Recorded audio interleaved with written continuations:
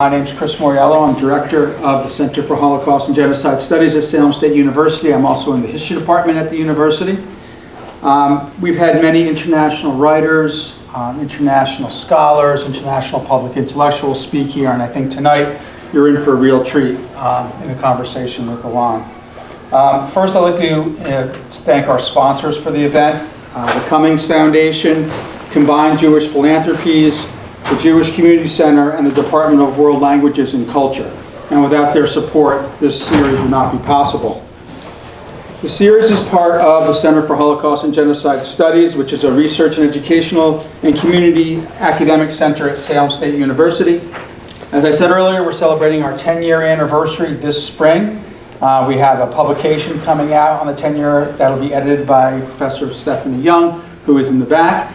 And then on May 1st in Viking Hall, we're going to have a 10-year celebration of the center. So that's something to look forward to.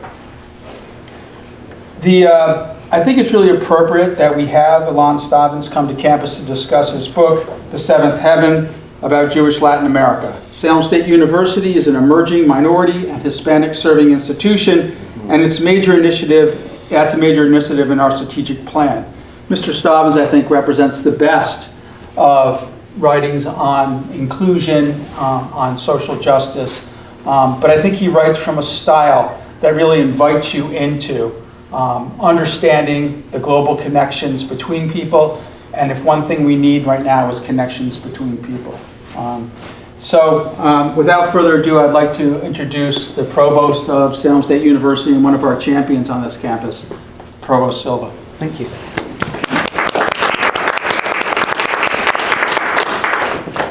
Thank you, Chris. Good evening, everybody. Welcome, Professor Stavans, to our campus. We're glad to have you here. Chris, thank you for all of your work with Stephanie and the whole gang over at the Center for Holocaust and Genocide Studies. It's important work, especially important work these days. Mm-hmm.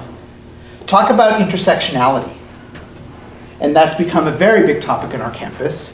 And as Chris mentioned, we are an emerging Hispanic serving and minority serving institution. Upon earning the HSI designation, we will be the first four-year institution in Massachusetts to have earned that designation. It's important to us because we must serve the community in which we exist. But I'm going to take a moment of personal privilege to say a little something. So, my family is of Portuguese origin. My parents were both born in the Azores Islands in Portugal. As I was growing up, I played, of all the nerdy instruments, the bassoon. And I had a bassoon teacher for many years who was very dear to me, Arlene Bernstein, who is now the cantor at a temple over in San Diego. And one day, she asked me the oddest question. She asked, "Is it the case that on Friday evenings your family gets together and has a special meal and lights candles?" And I said, "Wow, no. Why would you ask me that question?" And she said something to the effect of, "I don't know, but I feel something in you, and I wonder if maybe you weren't part of a group of people called Marranos." That was my own personal introduction to crypto-Judaism. And I've often wondered if in fact that's the case. Here's the coda to the story. So I did 23andMe, and indeed, there's a strand of my DNA that's Ashkenazi Jew, which is interesting because you would have thought it would have been Sephardic. Right. But the rest of me, by the way, is 98.7% Portuguese. So here I am. So it's with that personal place that I bring my interest to tonight's event. I want to thank you, Professor Stavans, for being with us to share in your work and to help us better understand this very important community. So thank you all for coming, and Chris, I'll hand it back to you. All right. Thank you, David.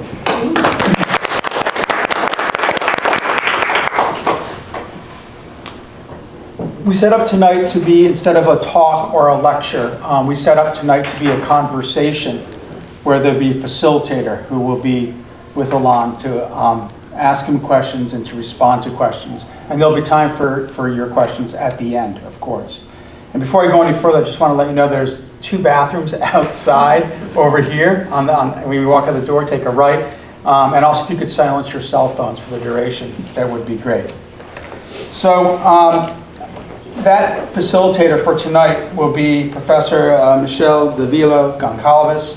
Will serve as facilitator. She is a professor in the World Languages and Cultures Department at Salem State University. She has a BA and MA in Comparative Literature from the University of Puerto Rico at Rio Piedras, and a PhD in Hispanic Literature from the University of Colorado at Boulder. She has also taught the Pontificia Catholic University in Rio de Janeiro, Brazil. Her research topics are female Bildungsroman and Bildungsroman film, and the Hispanic and Latin American world, female Puerto Rican authors, and the detective novel. She has published and edited academic books, they are too long to name, and articles in several journals and poetry. So, Professor Michelle. Thank you. Thank you. Welcome to everybody. We're glad you're here, and those over there too. I'm going to present our speaker for today.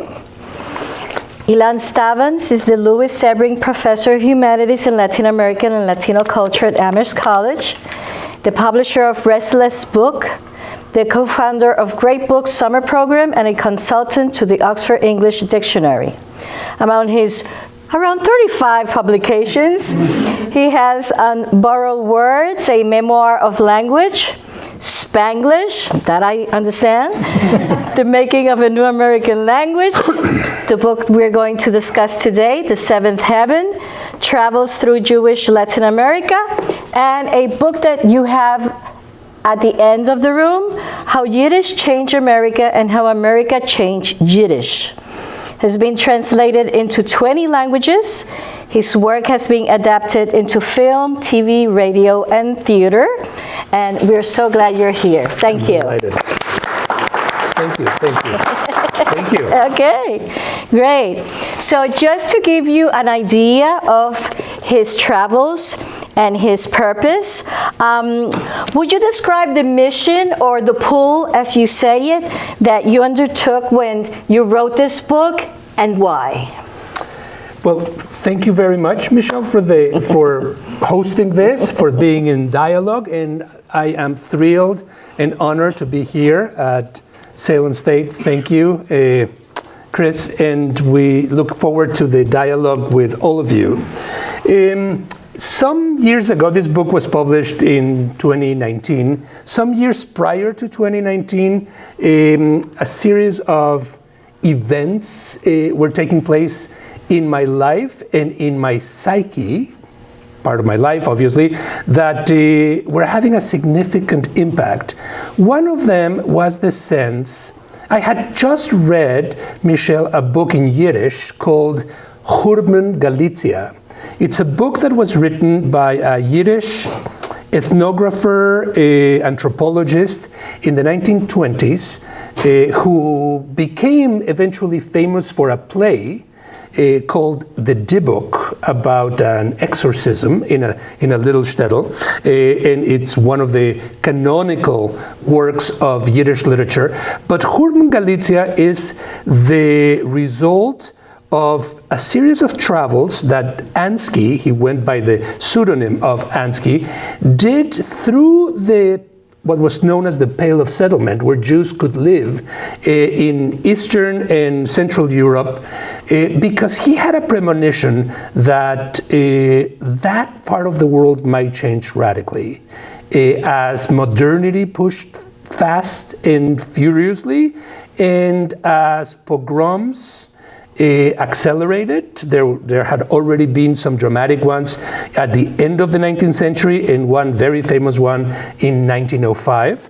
And also because of the degree with which poverty, which defined Eastern European Jews mostly in the countryside, not so much in urban centers, ghettos in Warsaw and Vilna, but in little shtetls, little villages, that eventually would uproot many of them into going to immigrate to other parts. And one has to keep in mind that the great transformation of Jewish life at the end of the 19th century and of the 20th century has to do in one part with the tragic events of the Holocaust, the destruction of Eastern European Jewry, and the other with the uprooting and mobilization as a result of poverty and anti-Semitism of them, which brings us here and brings us to Latin America and brings us to Australian Jews and South African Jews and Canadian Jews and Jews in Israel. That is a total relocation.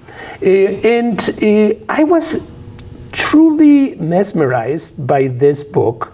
I thought it was beautifully written, and it allowed me as a reader a window into a reality where my ancestors come from that just catches the incidents before the life gets transformed.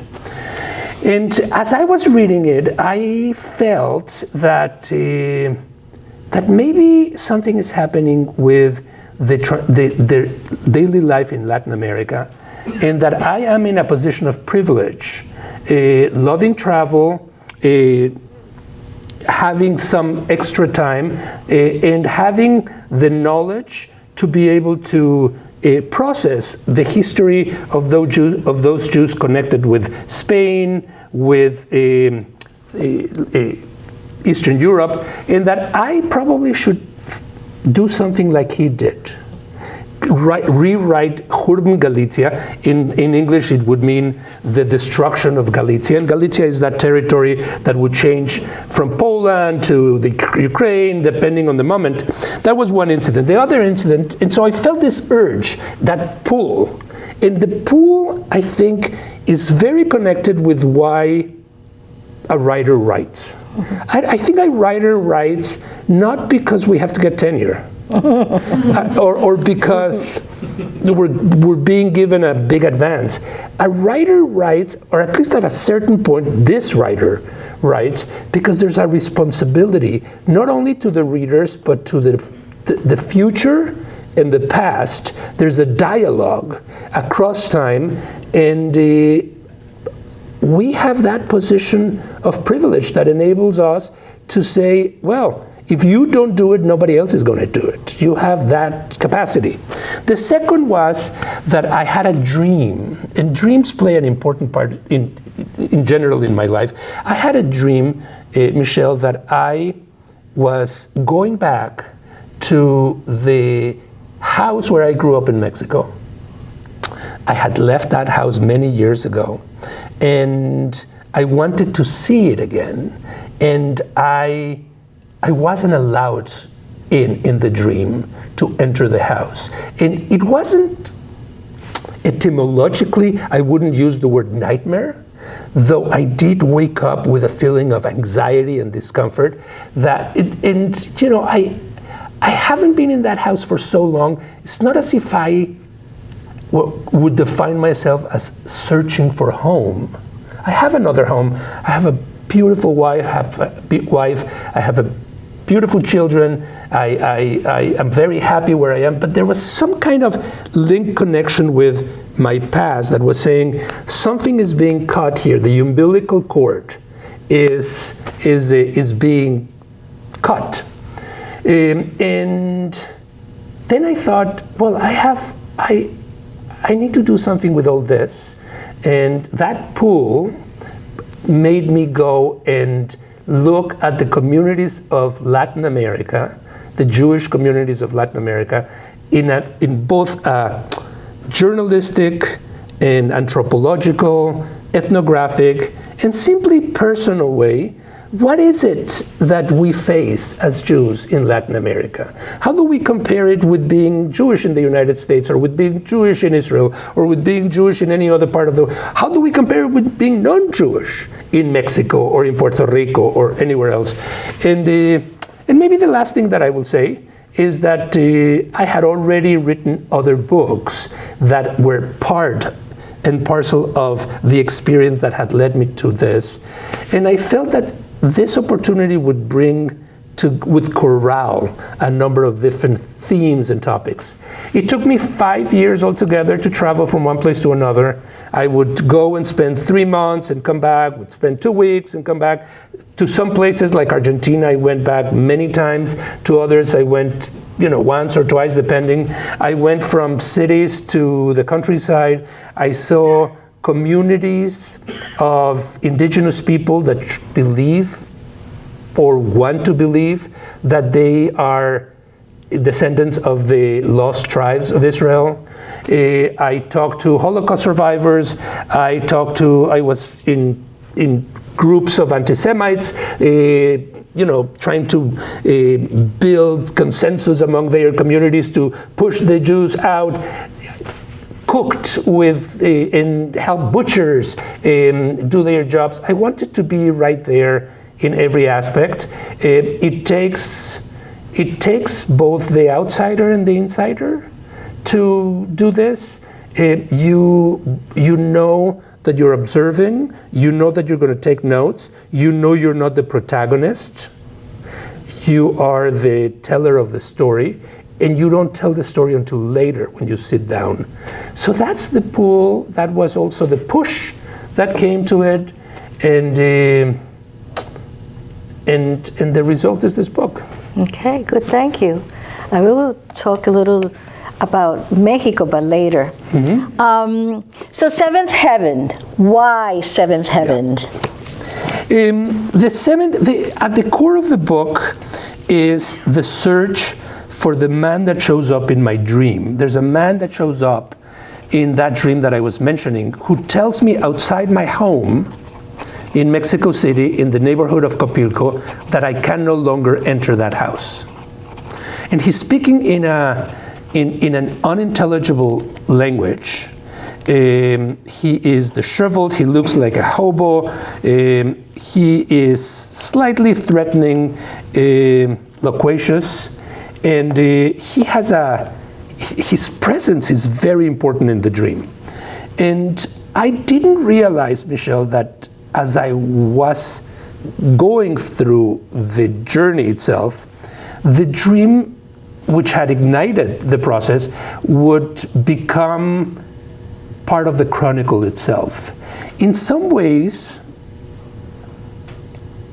unbeknownst to me, I would see his image in the face of a rabbi, or in the face of a policeman, or in the face of just a walker on the street. The fact, I would try to be deciphering what is it that he was telling me in the dream, and why I couldn't. For me, understanding the language is crucial. And maybe I'll tell you very quickly, in my dreams, I don't hear things. I know that people are talking, and I know what they are saying, but I don't hear the words that they are saying. My brother, who's a musician, he says, very audible dreams. He can hear things more than see things. So throughout the journey, I felt that I was looking for this man. And as the process went on, I discovered a mythical figure in the story, in the history of the Jews of Latin America. This is a man who was not Latin American, was not a Jew from the region, was probably from, it's hard to know all his background, because he was a real person, but he's also a mystery. He probably was from Turkey or from Poland. His first language was Yiddish or Hebrew, but he also spoke Ladino and Turkish. He was a teacher of Elie Wiesel, a Talmud teacher of Elie Wiesel, and was a Talmud teacher also of Emmanuel Levinas, the famous philosopher. And both of them talk about this man in ways that are very reverential, but also cryptic and mysterious. When you read Elie Wiesel's, who ended up paying for the tomb of him that is to this day the one that people go and visit in Uruguay, in Montevideo. He is described as a man who could recite entire pages of the Talmud, but then would disappear at night and nobody would see him again for 3-4 days, maybe a week, and that he would show up again, and there he was telling another aspect of the Mishnah or of Kabbalah. Kabbalah was very, very important to him. During the trip, I kept on hearing stories about him, and then made my way to Uruguay because I wanted to see what that tomb in particular. There are many things that happen in the book connected with him, but when I reached the tomb, I found a man who was a kind of hippie, but a Orthodox Jew, kind of a Baal Tshuva. He had returned to Judaism, and he was putting a little series of stones, as Jews put, in the tombs of beloved or people they want to honor. And he asked me what I was doing there, and I told him, and he started telling me, almost out of context, about the seventh heaven. He said that in Judaism there's not only one heaven, there are more heavens, and that there are degrees, layers, that there are 7, and that if you look at it from the perspective of Kabbalah, they could be connected with the Sephirot, with the different levels of ascendance and the spheres that connect with each of these levels. But that, and he pointed me to two particular sections of the Talmud where it is described that the 6th heaven is for certain type of people and the 7th heaven for others. And he kept on repeating the 7th heaven as connected with this man, whose name keeps on changing depending on whom you ask. And in some way, and here's the end of my story, maybe the punchline, I felt that I was trying to enter my house as a way to ascending to heaven, to the different layers of heaven, and to the 7th, which is some kind of enlightenment or clarity or conviction, and that would allow me to understand things about myself, my community, and my own journey differently. Eventually, I studied more about the 7th heaven and the role in the Talmud, but that was more anecdotal as I traveled. Mm-hmm. So you went back home to Mexico. I did. And you wanted to see your old house. Yep. And what happened? Well, I tried to enter the house, and I actually did enter the house. And I think the version in the dream is better. The house didn't feel as my house anymore. Some other people were living there, had been living there for a long time. It was full of wire at the top, and it was very shocking. In another version, I thought that I wasn't being allowed in the house because the man was telling me that it was the wrong time. So it has a lot to do with the house. That house was built before I was born. And I had been shown a photograph of that house, Michelle, at some point prior to my birth. And it was kind of shocking to see this is the world that I inhabited without me. And the same experience happened when trying to enter the house. This is what the house is without me, which is in many ways what traveling through Eastern Europe right now is, the landscape of Jews without Jews. The places where Jews had lived in different parts of Latin America that no longer have Jews. There's a place in Argentina, the Jews that immigrated to Argentina and the United States were the two main magnets of immigration, were the agricultural colonies in the Pampas, Moisésville and others. And right now they are mostly ghost towns without Jews. Grass is grown, the the tombs have been turned upside down, but not because of anti-Semitic events, but because nobody has been paying attention to them. And it's very interesting to arrive to a place where you know you have some stake, your ancestors have had some stake, but that stake is no longer yours or theirs. It's gone. It's gone. Okay. So, where do you see the connection with the past most alive in Jewish Latin America? And is there a reason why? Let me answer that wonderful question by putting a little context here. Latin America has roughly 500,000 Jews today.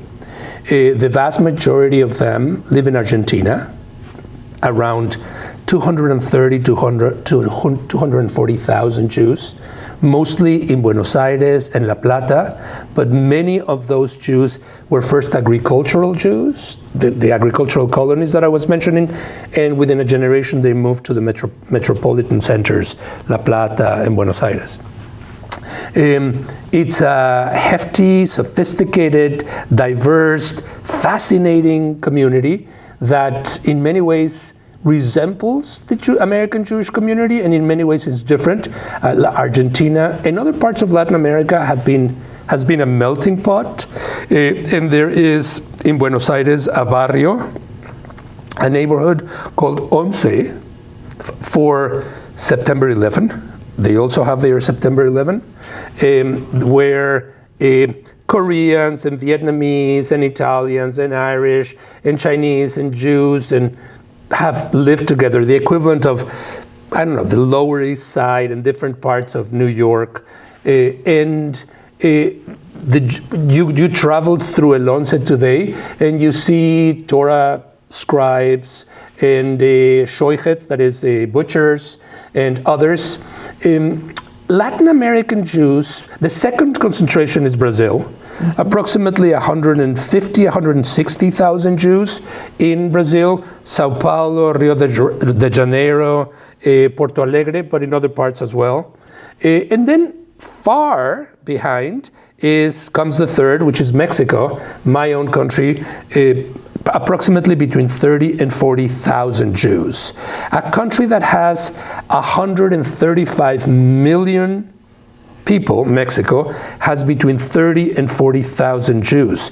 The vast majority of Mexicans don't interact with Jews, will never in their life spend time with Jews. It's a very insular community, it's a very small number, and it's a community that has thrived but has not integrated itself, unlike the Argentine or the Brazilian ones that are very much part of politics and the entertainment industry and sports, etc. And then come other ones like Colombia and Peru and Cuba and Bolivia and I think I mentioned Colombia before, the Dominican Republic, and those communities are fascinating into themselves. One of the interesting things, Michelle, is that Latin American Jews know less about their continental history. That is, Argentine Jews about Brazilian Jews and Brazilian Jews about Mexican Jews, etc. Than North American Jews know about Latin American Jews. We read an Argentine Jewish novel in translation, or a Brazilian Jewish novel in translation, or a Puerto Rican or a Colombian, but because of the difficulty of books distribution in Latin America, because of apathy, because of X, Y, and Z, the Jews of Latin America will know much more about American Jews or about Israeli Jews or about Eastern European Jews than about other communities. So when you ask about the past, the answer is, which past? Whose past? Argentine Jews know about their Argentine Jewish past and about Eastern Europe, but they don't know about Brazilian Jewish past or about Mexican Jewish past. It didn't happen the same way with, say, Ukrainian Jews and Russian Jews and Latvian Jews and Estonian Jews. Yiddish was the lingua franca of this community, and it was a very closely knit community. It was also the moment between the end of the 18th century and beginning of the 20th century, where all these communities entered into the modern times, and there was this drive to know about others much more. So it's a fascinating phenomenon that is happening in Latin America. There's a lot of emigration to the United States, emigration to Israel, at least before the current events, immigration to Spain and other parts of Europe.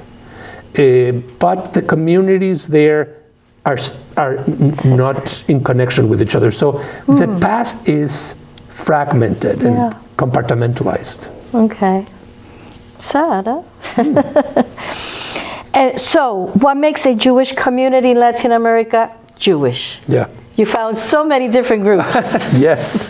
Well, what makes it Jewish? The fact that sometimes they can laugh at the same joke, frankly, or eat similar food, and it's mostly immigrant food. It's gefilte fish and matzah ball adapted into whatever. My next book, which comes out in August. It's going to be of a food. Yes. Oh. It's a cookbook. It's called Sabor Judío, the Jewish Mexican cookbook. It's 100 recipes of all the, and it's the food that can really bring them all together. What makes a Latin American Jew Jewish? The sense of being a minority, of being both an outsider and an insider. Latin American Jews are extraordinarily multilingual. They can speak, aside from Portuguese, Spanish. The Brazilians speak Spanish and English and French and German and Hebrew or Yiddish. At no time in Jewish history has a community been as monolingual as the American Jewish community. From Greek and Roman times. And Latin American Jews are the opposite. There's a versatility in language that enables them to travel culturally, financially, politically, geographically. It's a community that sees its heritage. There are at least two or three sides, but mainly two. One is the Ashkenazi one, Eastern European, where Yiddish is the root, the base. About 65% of Latin American Jews come from Ashkenaz, which is the word for Eastern Europe. But the other 35, and the numbers fluctuate depending on the country, have roots in Spain, in the convivencia, la convivencia of the three Abrahamic religions, Islam, Judaism, and Christianity, and the period that ended in 1492. So there is the crypto-Jewish Marrano, new Christian tradition that we were hearing about. It's essential to the life of Latin America, much more than to the life of Latin American Jews, because many Spaniards were running away from the Inquisition in the colonial period and were going to the New World to escape the mighty fist, and as a result there were the trend of new Christians that arrived to the main two centers, Peru, Lima, and Mexico City, Mexico. You have names as Perez and Lopez, all of them with Jewish backgrounds. That doesn't mean that people recognize necessarily themselves as Jews, but it was known that the mighty fist of the Inquisition on this side of the Atlantic was less mighty than in Spain. And many men crossed the Atlantic. There was also the fact that by 1492, the mercantile class that had emerged in Spain to create the new bourgeoisie that was emerging in the Mediterranean was mainly of Marranos, crypto-Jews, new Christians, that were looking for ways out or they were much more entrepreneurial than the other communities. And so there is a large constituency of individuals who arrived to the New World who relapsed to Judaism. And there are cases of testimonies. About 5 or 6 years ago, we rediscovered one of I think the first autobiography ever written by a new Christian that returned to Judaism in Mexico, Luis de Carvajal the Younger. And there are a number of very important cases of the Inquisition that have been rediscovered recently. The Inquisition lasts more or less until the end of the 18th century, but it becomes less and less powerful. So there are really 2 trends, but 3 trends. One is the Ashkenazi Jews that I was mentioning. The other one is the Jews that came from Spain that were cryptos. You didn't have to be crypto. You were a descendant of a family of Jews. That made you a new Christian, and there was the whole issue of la pureza de sangre, the purity of blood.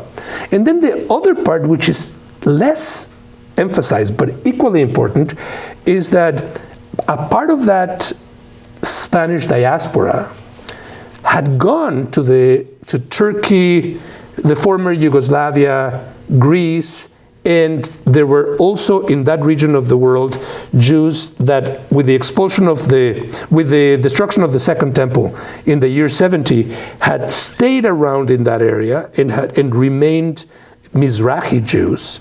So there is the Ottoman Jews that is very important in Latin America. Turco. Los Turcos, called the Turks.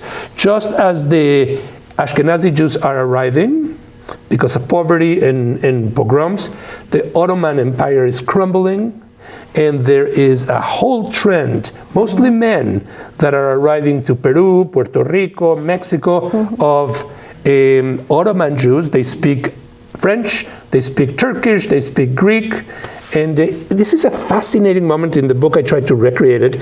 For the very first time, Ottoman Jews and Ashkenazi Jews, belonging to the same religion, but to 2 distinct cultural traditions. They eat different foods, they pray in different ways, come and live together as neighbors in Mexico City, in Buenos Aires, in Bogota, and they share those differences with each other. It's an incredible moment. So the Jewishness of today in Latin America is a sum of the various traditions that have existed, and in the fusion of all of them emerges the Jewish Latin American identity. Who has the best food? Mexico. Ah!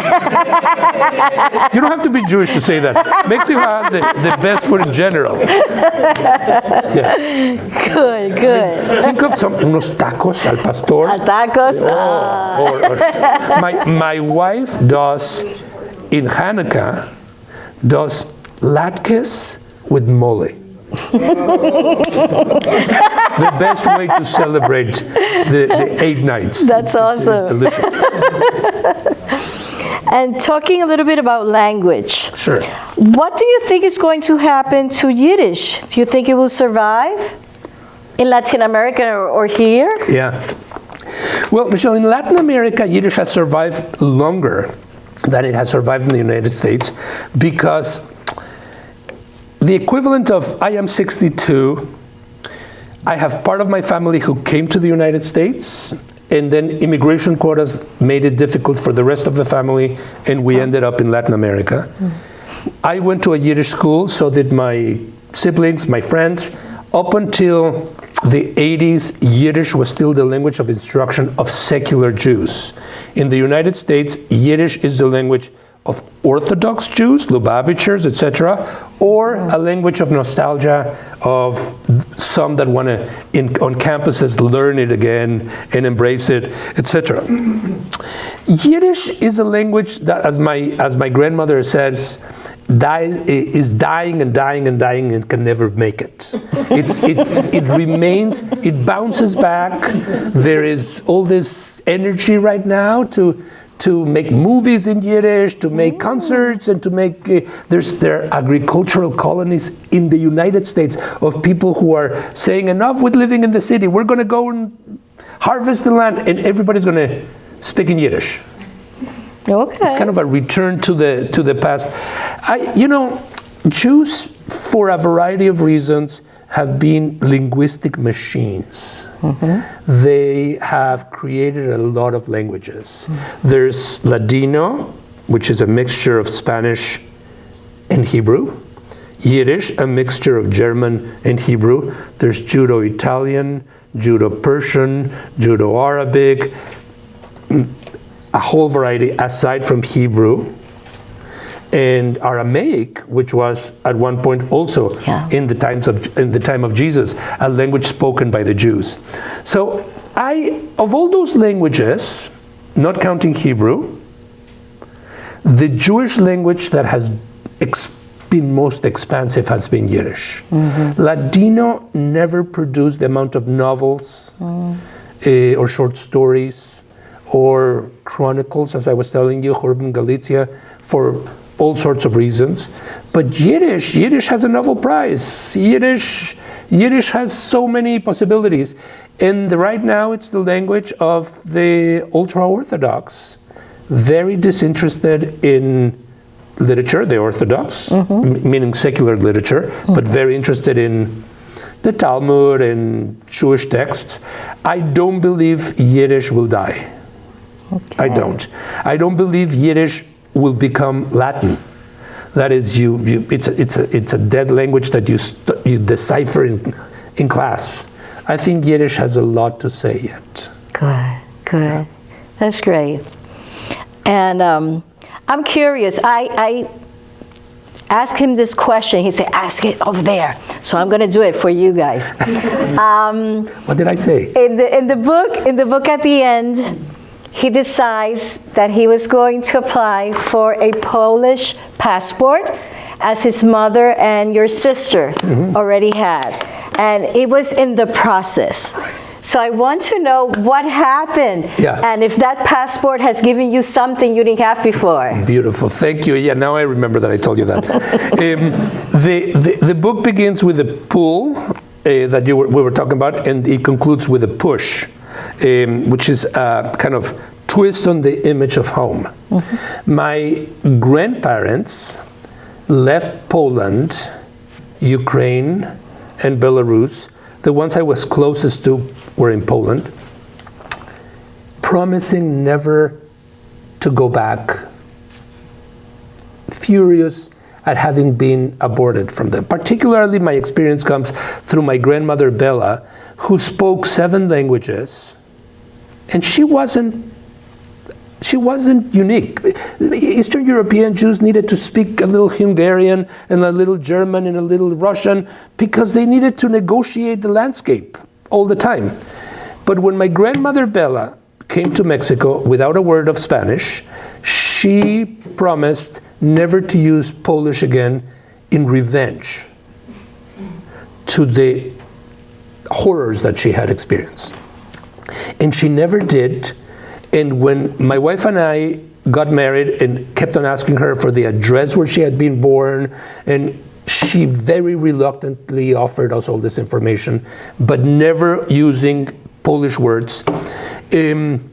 After she died, both Spain and many European countries, especially Poland, opened the possibility of getting passports to the descendants of those immigrants that had left. Many Latin American Jews of Sephardic descent, Venezuelan Jews in particular, when the situation with Chavez was bad, and then with Maduro at the beginning, were lining up at the door of the Spanish embassy and getting their passports. And my mother started this, and then my sister followed it. Let's get Polish passports. And my mother said, I know my own mother, that is my grandmother, would be turning around in her grave right now, getting the Polish passport again.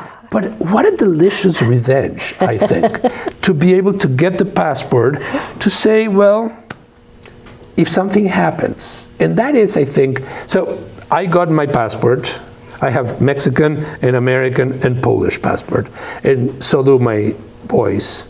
My wife cannot trace that. You have to be directly, you have to prove that one of your ancestors was born in one of those countries. I think I have used it once. My kids have never used it. And I think it's more symbolic than anything else. It used to be that you would be stateless during the Second World War. You would not have a passport.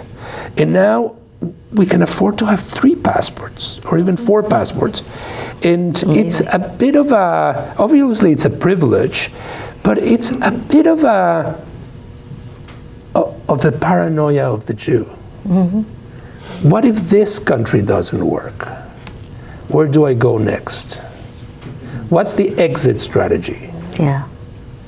And it's ironic that the exit strategy would be Poland. We were just talking about a landscape without Jews. But if there's something that Jewish history shows, in any history, Michelle, is that no matter how comfortable we feel in any place and how mighty, democratic, pluralistic that place might present itself to be, everything is transient. It could happen. And there's always another chapter. We might be part of that chapter or not. And as Jews, we need to be the links to the next diaspora. Don't know when or what that will be. But I myself have been already a citizen in different diasporas in one lifetime. Okay, good. Yeah. So, the last question I have, well, I have more, but I want you to ask questions too. So finally, after those 5 years in writing the book, what did you learn about yourself? Oy, oy, oy. I learned about myself that I'm a restless traveler and that I am happy in this country and very grateful to it, but with my suitcases ready at any point. And it might sound like, well, it probably when the book was published in 2019 sounded more twisted than in 2023 after October 7, and with the landscape of today. Look, one of the things that as a Hispanic and as a Jew I have learned is that there is both a benefit and a drawback in being a minority. Minorities hold the temperature of a society. And the health of a minority is where you can understand if that society will make it or not.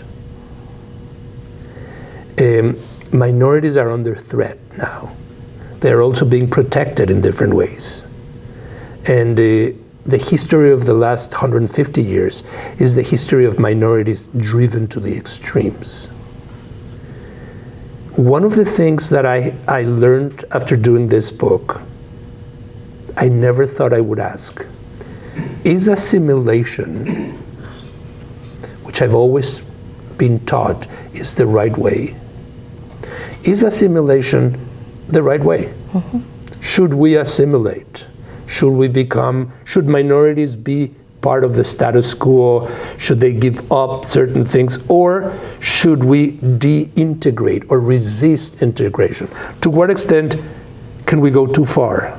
Did Berlin Jews go too far? Did Polish Jews go too far? Did American Jews go too far? Have we lost too much in the process? And I say this not only as a Jew, I say this also as a Latino.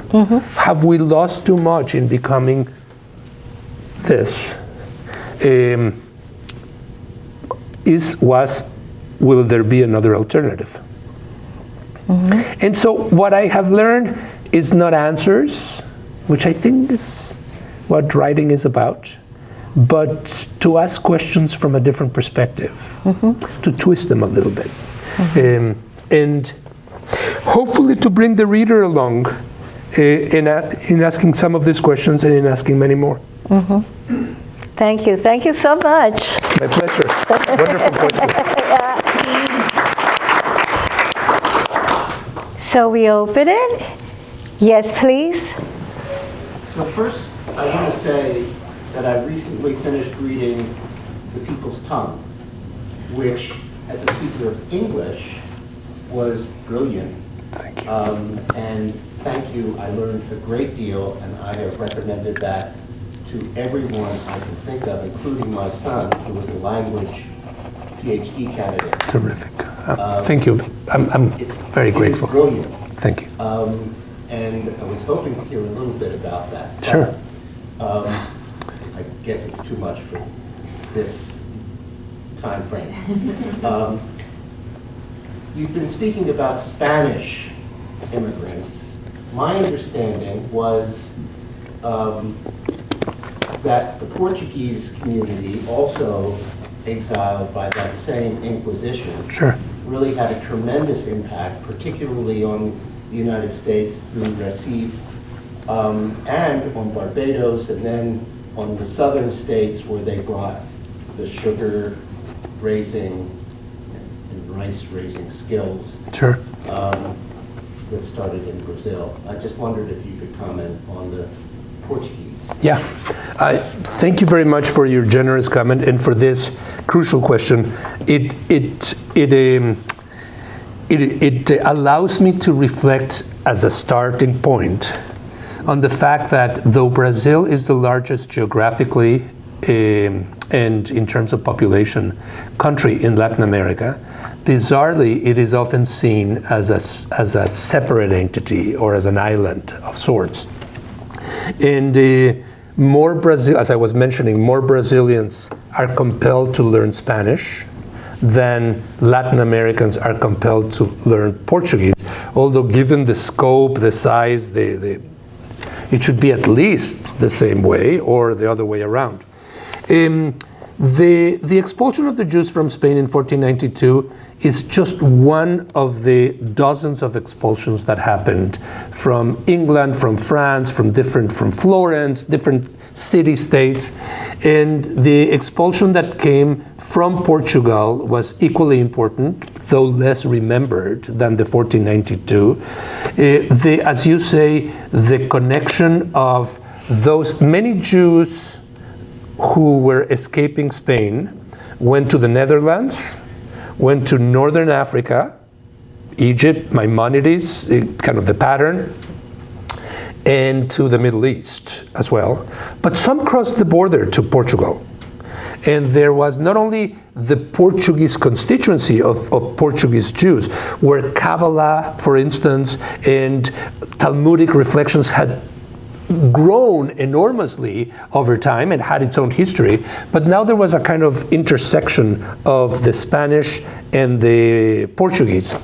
Yes, the life of, there's a whole section in the book, The Seventh Heaven, on Brazilian Jews and on the impact that the Portuguese Inquisition has in creating Recife, in creating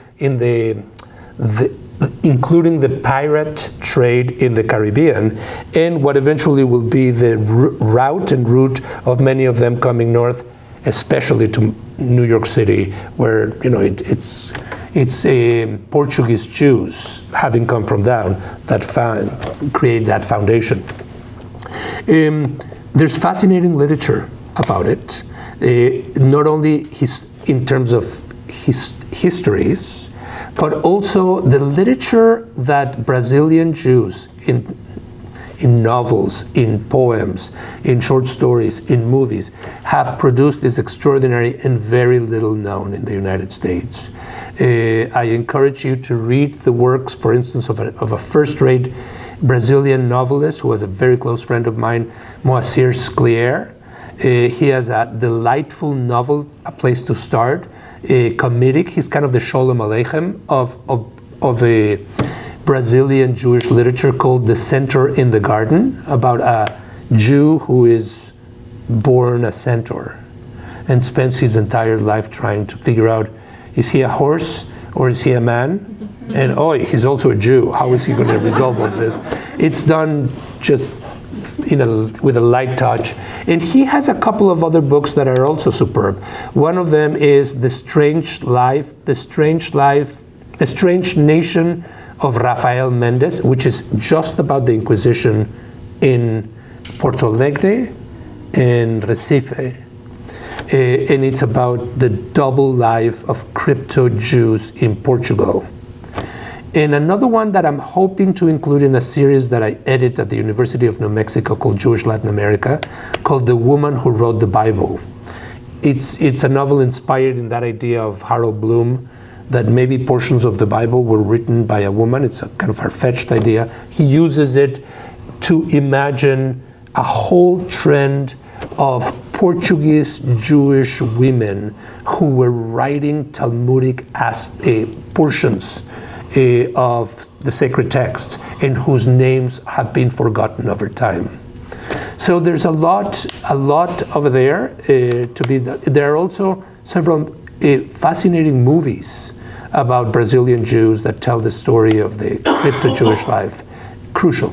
Good, thank you. Yes, please?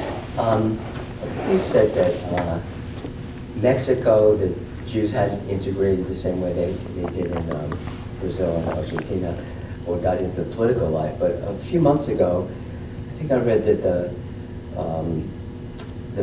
Jewish mayor of Mexico City, is it Claudia? And I was thinking of her name today. Exacto. That she was the leading candidate. Yeah, and she's likely going to be the next president. Right. So can I explain? So what do you think? What kind of an impact do you think that's going to have on the way the other 137 million or whatever? Yeah, Jewish are going to look at Jews, and is that important? Is that bigger implication? She is a candidate for the ruling party, the party of López Obrador. She's been the mayor. She was the mayor of Mexico, and she's the protege of Obrador. Now she's no longer the candidate in order to be able to run. Not ironically, but significantly, this is in a macho country like Mexico. This is a presidential campaign with two front runners. One is a Jew, and the other one is an indigenous, or she says that she's indigenous. Some people have questioned that, and the same thing goes with Claudia. So I'll explain this. Just the fact that Argentina has had a female president. We in the United States came very close. I don't have to go in that direction, although but Mexico is likely to have a woman president. And is likely to have a Jewish woman president. Now, Claudia, I know Claudia. Claudia was raised Jewish. She went to shul. She went to Rosh Hashanah and Yom Kippur with her grandparents. Her journey has been kind of pushing away from Judaism. Her first husband was Jewish. Her second husband is not Jewish, or what? I think she's divorced from the second one. Is not Jewish, and she doesn't see herself. She sees herself as a Jew, but she doesn't see herself as a member of the Jewish community. Two important parts, which doesn't mean anything other than the fact that it is something that has become a subject of intense debate.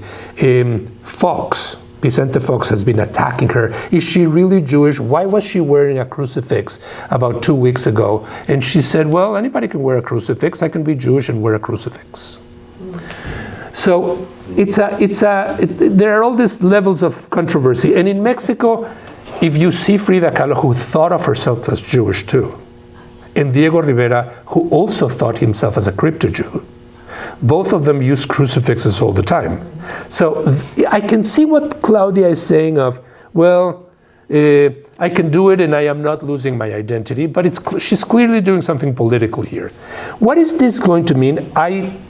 I'm not a political scientist. I can tell you, though, that López Obrador has been incredibly cautious in not commenting on the Middle Eastern war. And my impression is that she is not going to be able to be as neutral as López Obrador is trying to be. I think that if anything, that is going to bring attention to Latin American Jews in a way that is going to be welcome. People are going to know that Latin America has Jews. When I go to places, not Salem State, and say I'm a Mexican Jew, a what? It's like people cannot think that the two of them can go in the same sentence. And I mean, it's a sentence that I have repeated, and I have been repeated that sentence a million times. To me, there's no clash of identities there. It's just another way of being Jewish and another way of being Mexican. So it's going to be interesting to see how she responds to bigger international and national pressure, including the connection with the fact that the Jewish community will be more in the spotlight.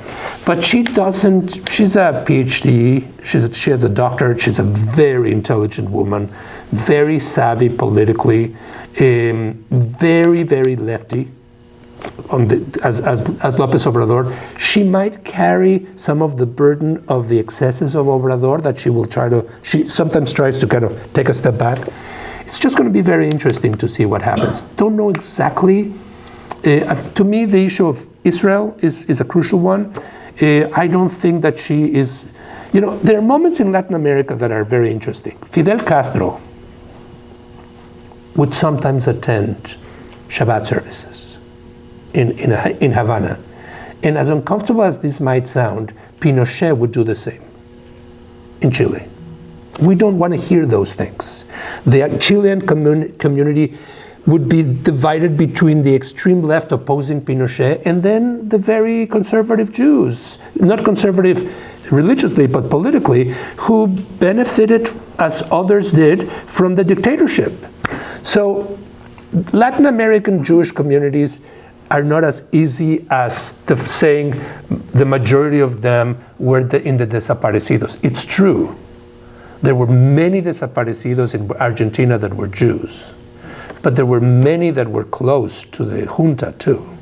Older generation was closer, younger generation, a little bit of what's happening in the United States with the Palestine paradigm.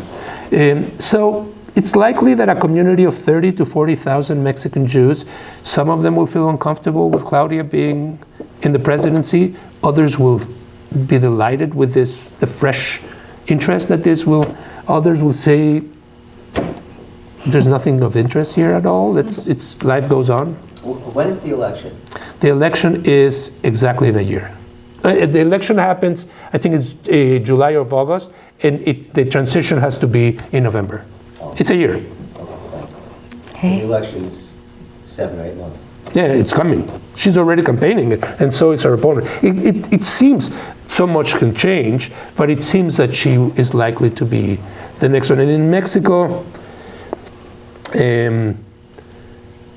sometimes the president chooses who the next one is going to be. At least that was the pattern with the PRI, the ruling party.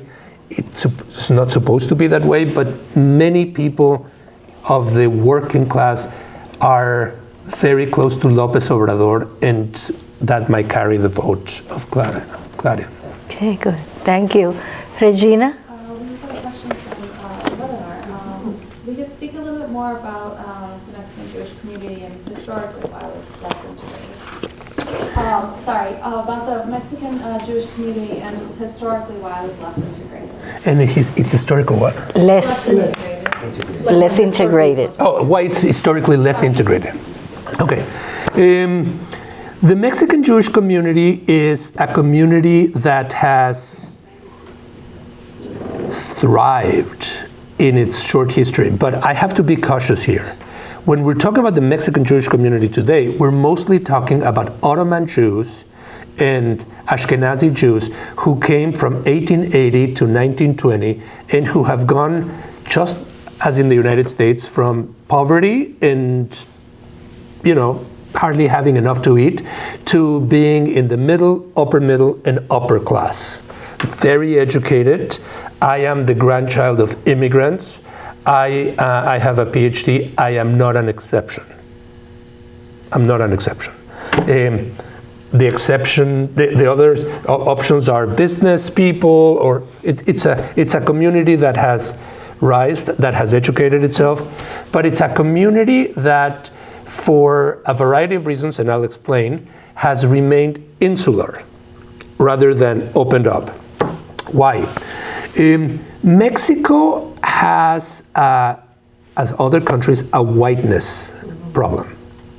The whiter you are, automatically the more power you project. And as we all know, power is nothing but the projection of power. It's what society does, and you do. And so there's a moment in my own family history that I think serves as an example.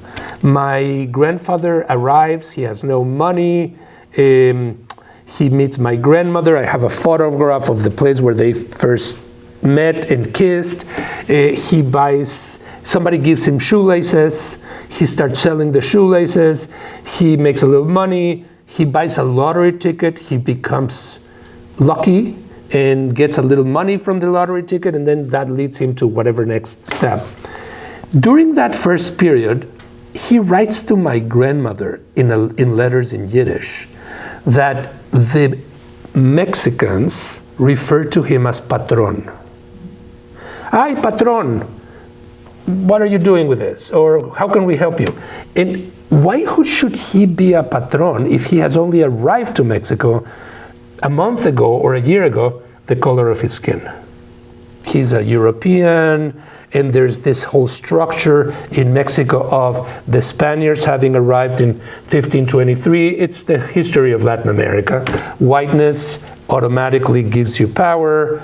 If you're African, you're automatically at the bottom. And so, in part, the insularity of the Mexican Jewish community is not in any way different than the insularity of the Spanish immigrant community of the Spanish Civil War that lives in Mexico. They are also very insular. They relate to each other much more than they relate to others. Some of them are professors, etc.